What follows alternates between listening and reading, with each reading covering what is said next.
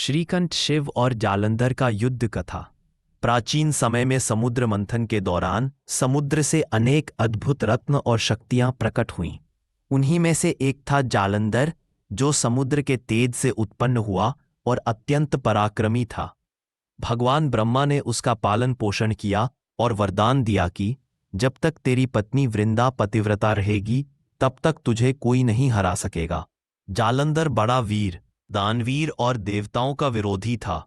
उसने अपनी शक्ति से देवताओं को परास्त कर दिया और इंद्रलोक पर अधिकार कर लिया। देवता भयभीत होकर भगवान विष्णु और भगवान शिव के पास पहुंचे और सहायता की प्रार्थना की। शिवजी ने कहा, जब तक वृंदा की पतिव्रता शक्ति बनी रहेगी तब तक जालंधर का अंत असंभव है। जालंधर अहंकार में चूर होकर स्वयं कैलाश पर शिवजी से युद्ध करने आ गया। युद्ध इतना भयानक था कि त्रिलोक कांप उठे। शिवजी के त्रिशूल और जालंधर के शस्त्रों की टकराहट से अग्नि वर्षा होने लगी। इधर देवताओं के अनुरोध पर भगवान विष्णु ने लीला की योजना बनाई। उन्होंने जालंधर का रूप धारण किया और उसकी पत्नी वृंदा के समक्ष प्रकट हो गए। वृंदा ने सोचा कि उसका पति युद्ध से लौट आया है, और जैसे ही उसने उसे छुआ उसकी पतिव्रता का योग भंग हो गया। तुरंत ही जालंधर की शक्ति क्षीण हो गई। उसी समय भगवान शिव ने अपने त्रिशूल से उसका मस्तक भेद दिया।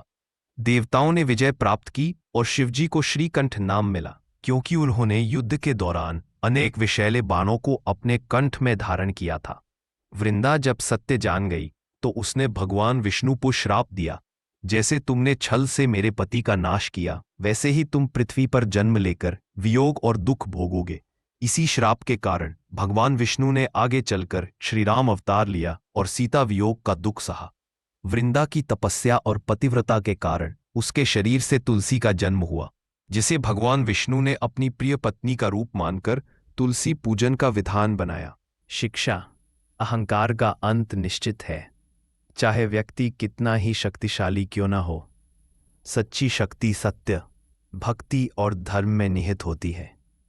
तुलसी का पूजन भगवान विष्णु को अत्यंत प्रिय इसलिए है क्योंकि वह वृंदा की पवित्रता का प्रतीक है।